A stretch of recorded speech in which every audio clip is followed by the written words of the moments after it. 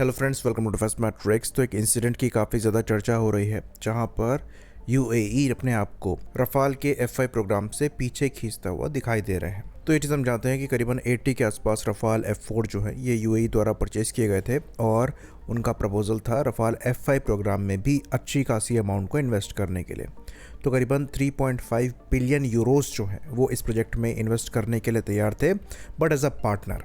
लेकिन अब रिपोर्ट आ रही है कि यूएई अपने आप को यहाँ से पीछे हटा रहा है और इसके पीछे रीज़न ये है कि फ्रांस ने क्रिटिकल टेक शेयर करने से मना कर दिया है। स्पेशली जो रडार और ऑप्ट्रॉनिक्स की टेक्नोलॉजी है उसकी बात यहाँ पर चल रही है। तो ये कोई नई चीज़ नहीं है। इवन गैलियम नाइट्राइड टेक भी हमारे साथ भी शेयर नहीं किया गया था, ये वेल नोन है।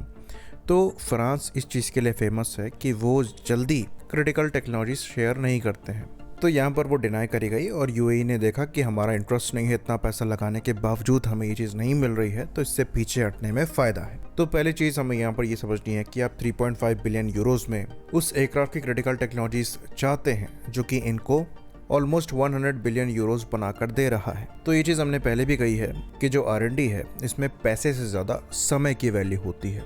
तो ऐसे सिस्टम को डेवलप करने में सालों जाते हैं, अच्छी खासी इन्वेस्टमेंट करनी पड़ती है और अल्टीमेटली जब आप सक्सीड कर देते हैं, एक अच्छा प्रोडक्ट बना लेते हैं, तो वो उसका मल्टीफोल्ड आपको अर्न करके देता है, जैसा कि रफाल से फ्रांस द्वारा अर्न किया जा रहा है। तो क्या 3.5 बिलियन यूरोस में ये एक्सपेक्ट किया जा सकता है कि आप अपना ब्रेड एंड बटर शेयर करके अपना ही राइवल खड़ा कर देंगे? ये कोई नहीं करेगा। तो यहाँ पर पर्टिकुलरली फ्रांस की बात नहीं है, ये ना रशिया करेगा ना यूएस करेगा, इवन हम ये खुद नहीं करेंगे। इवन जेट इंजन टेक के लिए इतने साल निकल गए लेकिन कोई किसी को शेयर करने के लिए तैयार नहीं है। आज यहाँ पर जो जॉइंट पार्टनरशिप की बात हो रही है वो तब हो रही है जब हमारे पास खुद ये कैपेबिलिटी है कि वो चीज़ हम अपने दम पर भी कर सकते हैं। तो खाली पैसा कंट्रीब्यूट नहीं कर रहे हैं, वहाँ पर अच्छा खासा वर्क शेयर भी होने वाला है, इसलिए जॉइंट आईपी की बात चल रही है। तब तक आपके साथ टेक्नोलॉजी शेयर नहीं होगी। जब सामने वाले को पता रहेगा कि आप उसके बिना भी वो चीज़ कर सकते हैं, तभी वो आपको एज अ पार्टनर देखते हुए उस मौके का फ़ायदा उठाएगा। जब उसको पता होगा कि आप खुद वो नहीं कर सकते, तो वो पैसे के लिए आपको टेक्नोलॉजी नहीं देगा। यही डिफरेंस है जो इंडिया डील कर रहा है और जो यूएई डील कर रहा है। तो इंडिया के साथ भी अगर ये एक्सपेक्ट किया जाता है कि फ्रांस सोर्स कोड दे देगा, ये बिल्कुल पॉसिबल नहीं है और ये चीज़ हम डे 1 से कह रहे हैं। इवन डिफेंस सेक्रेटरी भी डायरेक्टली सोर्स कोड की बात नहीं कर रहे हैं, वो सोर्स कोड या फिर ICD एक्सेस की बात कर रहे हैं, यानी कि इंटरफेस कंट्रोल डॉक्यूमेंट्स या फिर एप्लीकेशन प्रोग्रामिंग इंटरफेसेस। तो ये उस तरीके से है कि आपके पास एक कंप्यूटर है, अब ये कंप्यूटर कैसे काम करता है, कितना पावरफुल है, ये आपके पास कंट्रोल नहीं है, तो उसमें आप चेंजेस नहीं कर सकते। लेकिन आपको ये पता है कि इसमें कौन कौन से पोर्ट लगे हैं, तो अपने सिस्टम्स को कैसे इन पोर्ट से मैं लगा सकता हूँ और सॉफ्टवेयर को यूज़ करते हुए इनको इंटीग्रेट कर सकता हूँ अपने पीसी में, ताकि ये यूज़ कर पाऊँ। ये एक्सेस हम एक्सपेक्ट कर रहे हैं और हमें ये करना भी चाहिए। Su-30 MKI के साथ लोगों को काफ़ी कन्फ्यूजन है कि हमारे पास अच्छा खासा एक्सेस है, वहाँ भी सोर्स कोड एक्सेस नहीं है। हमारा खुद का मिशन कंप्यूटर है जो कि हमें इनेबल करता है खुद के वेपन्स को और सिस्टम्स को इंटीग्रेट करने के लिए। तो ये गलतफहमी ना रखी जाए कि कोई क्रिटिकल टेक्नोलॉजी हमारे साथ शेयर करेगा अगर हम खुद R&D में स्पेंड नहीं करेंगे। और ये बात हमें समझनी है, चाहे आप रफाल की बात कर लें चाहे किसी और प्लेटफॉर्म की बात कर लें।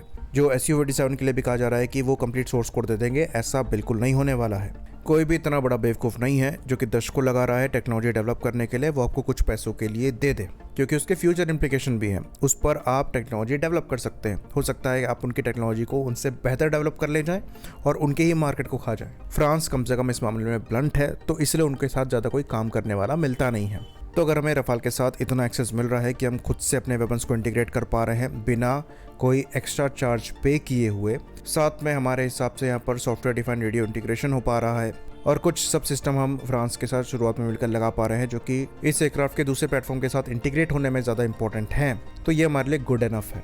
और यही चीज़ अगर आप दूसरा प्लेटफॉर्म इंपोर्ट करते हैं तो उसके लिए भी एप्लीकेबल रहेगी। तो जो यूएई की सिचुएशन को लेकर फिर से बढ़ा चढ़ा कर बताया जाएगा कि यूएई पीछे हट गया क्योंकि टेक्नोलॉजी नहीं मिल रही थी, तो वो अपने 80 रफाल F4 नहीं छोड़ रहे हैं जिसमें उनको वेपन एक्सेस दिया गया है। ये चीज़ हमें समझनी है। बाकी ये चीज़ भी हमें समझनी है कि टेक्नोलॉजी डिमांड करने से नहीं मिलती है। आप इंपोर्ट करके कोई भी प्लेटफॉर्म ले आइए, वो आपको टेक्नोलॉजी नहीं देगा, आपको अपनी R&D में स्पेंड करना पड़ेगा। तो जो आपके तेरस मार्क 2 और आमका जैसे प्रोग्राम है उसमें आपको इन्वेस्ट करना पड़ेगा। बाकी किसी थर्ड सोर्स से आप टेक्नोलॉजी ज़रूर ले सकते हैं, यानी कि ऐसी कंपनी जो कि LRUs को ही बना रही हैं और वहाँ पर R&D का आउटपुट पर्टिकुलर सेल पर डिपेंड करता है, तो आप उनको पैसा देकर टेक्नोलॉजी खरीद सकते हैं, उनके लिए वो बेनिफिशियल है। पर ऐसी कंपनी जो कि पूरा एयरक्राफ्ट बना रही हैं वो आपके साथ ये चीज़ नहीं शेयर करेंगी। आई होप चीज़ें यहाँ पर क्लियर रही हो। इसी बात पर इस वीडियो को हम ख़त्म करेंगे। लाइक करिए, सब्सक्राइब करिए। जय हिंद।